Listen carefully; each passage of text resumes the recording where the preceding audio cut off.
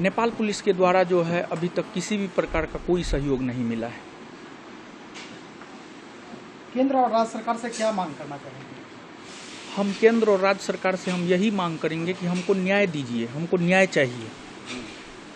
अगर अभी आज के डेट में आप देखेंगे हम अकेले पड़ चुके हैं।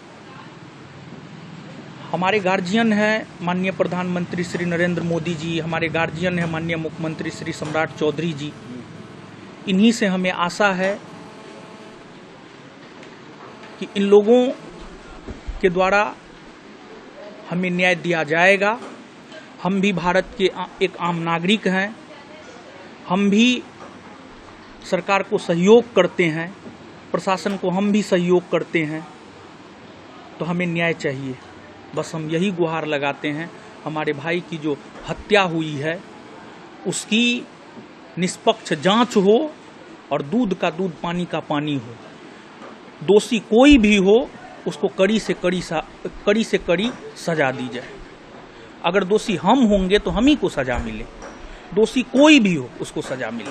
आज हमारा भाई तो नहीं रहा, आज श्रद्धांजलि सभा हमने रखा है, तो हम पूरे पटना से लेकर के दिल्ली तक पूरे भारतवर्ष के शिक्षकों से और छात्रों से विनम्रतापूर्वक निवेदन करते हैं कि आप इस श्रद्धांजलि सभा में आइए।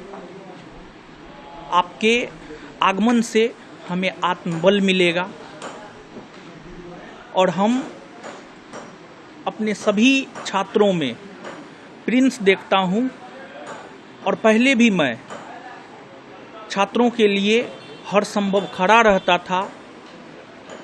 अब आगे भी मैं और भी बढ़ चढ़कर अपने छात्रों के लिए हर संभव मैं खड़ा रहूँगा। 4 घंटा के भीतर जो है हमको अरेस्ट करके जेल में डाल दिया जाता है, लेकिन वो भी झूठा केस में। लेकिन वही फैजल खान पर जो है 4 जून को सच्चा FIR होता है। प्रशासन को गिरफ्तार करने के लिए 48 से 72 घंटा का समय मिलता है, लेकिन फिर भी उसकी गिरफ्तारी नहीं होती है। पहली बात ये हो गई। फिर दूसरी बात, जब हमारी गिरफ्तारी हुई थी तो गिरफ्तारी के बाद जो है, जब गिरफ्तारी हो रही थी तो गिरफ्तारी के दौरान जो है कदम कुआं थाना के SHO महोदय ने हमें कहा था कि हम तुमको बर्बाद कर देंगे, रोड पे ला देंगे, भीख मांगने पर मजबूर कर देंगे। और लगभग कदम कुआं थाना के SHO महोदय इसमें कामयाब हो गए हैं। ठीक है, हमें सिस्टम से न्याय की उम्मीद है, लेकिन अगर सिस्टम न्याय नहीं करता है तो ऊपर वाले से हमें उम्मीद है, अगर कोई न्याय नहीं करेगा, ऊपर वाले ईश्वर प्रकृति हमारे साथ न्याय जरूर करेगा। तो प्रथम दिन से लेकर के अभी तक अगर प्रशासन की हम बात करें तो प्रशासन जो है दोहरी नीति अपना रही है, और हमारा FIR नहीं लिखा गया। और हम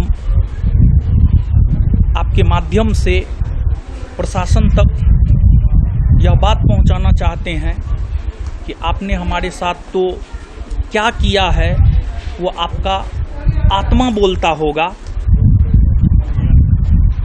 आप सबसे झूठ बोल सकते हैं, लेकिन आप अपने आप से झूठ नहीं बोल सकते हैं।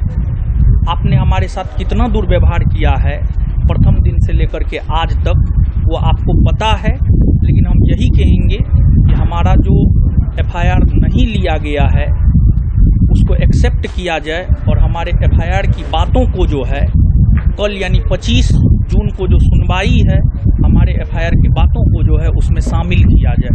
हम आपके माध्यम से जो है यह प्रशासन को कहना चाहते हैं।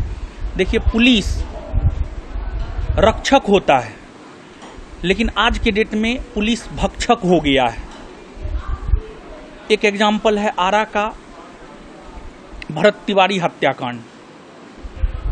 जब भरत तिवारी ने सरेंडर कर दिया तो फिर उनका इनकाउंटर क्यों किया गया? ये कौन तरीका है प्रशासन के काम करने का? प्रशासन को वेतन कहां से मिलता है? आम जनता जो टैक्स का पैसा देता है ना, उस टैक्स के पैसा से जो है प्रशासन को वेतन मिलता है। आप जनता के रक्षक हैं, आप जनता के भक्षक नहीं हैं।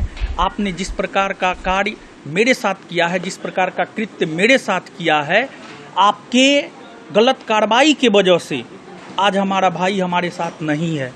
अगर आप गलत कार्रवाई नहीं करते, अगर झूठी केस में हमारी गिरफ्तारी नहीं होती, तो आज हमारा भाई हमारे साथ होता। और भरत तिवारी केस में भी आप देखिए, जब सरेंडर कर दिया गया है तो किस बात का जो है आपको इनकाउंटर किया गया है। तो प्रशासन को समझने की ज़रूरत है, सही तहकीकात की ज़रूरत है, और लोगों को आपसे न्याय की उम्मीद होती है। लेकिन आप पता नहीं किसके इशारे पर क्या कर रहे हैं, लेकिन फिर भी हम गुजारिश करते हैं, हम सिफारिश करते हैं, हम विनम्रतापूर्वक निवेदन करते हैं बिहार सरकार से कि हमें न्याय दे। हमको तो ऐसा लगता है कि हम हार चुके हैं, सिस्टम से हार चुके हैं, लेकिन फिर भी उम्मीद पर दुनिया कायम है। और हम यही उम्मीद करते हैं कि ठीक है, आज तक आपने हमारे साथ अन्याय किया है, अब तो न्याय कर दीजिए। अब तो आप मेरा भाई भी छीन लिए। अगर हमारा भाई आज मेरे साथ नहीं है तो उसमें प्रशासनिक गलतियां भी हैं। आप हमारा भाई लौटा सकते हैं, आप कहिए ना, आप जो कहिएगा हम अपना सब कुछ दे देंगे, लेकिन आप मेरा भाई लौटा दीजिए। उम्मीद नहीं रहते हुए भी फिर भी हम प्रशासन से उम्मीद करते हैं कि हमारे साथ न्याय करे, और जो प्रशासनिक गलतियां हुई है नीचे के अधिकारियों से, उन पर कार्रवाई की जाए। कदम कुआं SHO पर कार्रवाई की जाए। हमारा मेडिकल चेकअप नहीं हुआ है। TN सिंह हमको दीघा थाना से लाने के लिए जो है कदम कुआं गया था। कदम कुआं के सब इंस्पेक्टर TN सिंह के नेतृत्व में कुछ पुलिस बल जो है हमको दीघा थाना लाने के लिए गया था, लेकिन वो लाने के क्रम में हमारा सही से जो है मेडिकल चेकअप नहीं हुआ है। इसके बारे में हम आपको बता दें, दीघा थाना से सबसे पहले हमें मेडिकल चेकअप के लिए LNJP लाया गया। वहाँ पर हमारा पहली बार BP चेक हुआ, BP हाई था। फिर 10 मिनट के बाद या कुछ देर के बाद जो है 10-15 मिनट के बाद जो है फिर से BP चेक हुआ, फिर से BP हाई था। तो LNJP अस्पताल को हम धन्यवाद देते हैं कि उस अस्पताल ने हमें मेडिकली फिट घोषित करने से इनकार कर दिया। उसके बाद TN सिंह जो है राजेंद्र नगर अस्पताल के डॉक्टरों के साथ सेटिंग किया, और वहाँ पर हमारा कोई मेडिकल चेकअप नहीं हुआ। सिर्फ ये पूछा गया कटा-फटा का निशान, और फिर हमने बताया, और बिना मेडिकल चेकअप के गलत तरीका से मेडिकली फिट करके जो है हमको जेल भेज दिया गया। देखिए, हर क्षेत्र में, मेडिकल क्षेत्र में भी, प्रशासनिक क्षेत्र में भी कुछ अच्छे लोग भी होते हैं, कुछ गलत भी लोग होते हैं। जब हम जैसे पढ़े लिखे लोगों के साथ इतना बड़ा दुर्व्यवहार हो सकता है, तो जो पढ़े लिखे नहीं हैं, जिनको कानून की समझ नहीं है, उनके साथ क्या होता होगा। तो प्रशासनिक गलतियां भी हुई है, इस चीज को एक्सेप्ट करके जो है कार्रवाई होना चाहिए, यह भी हमारी मांग है, और हमें न्याय चाहिए।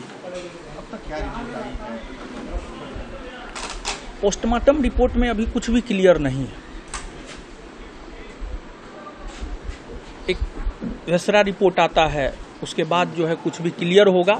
देखिए, दुनिया कुछ भी माने, लेकिन हम इस बात को मानते हैं,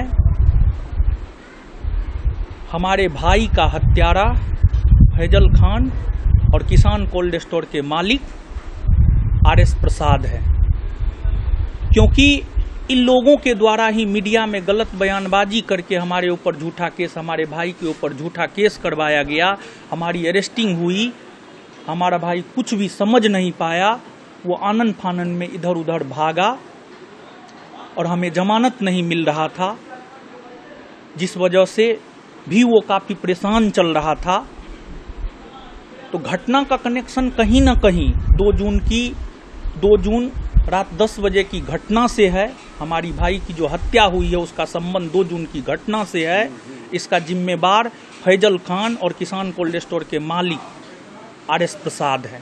दुनिया कुछ भी माने, सच यही है और ये बात साबित होगा, चाहे आज होकर के रहे, कल होकर के रहे, 6 महीना के बाद होकर के रहे, लेकिन यह बात सच साबित होगा।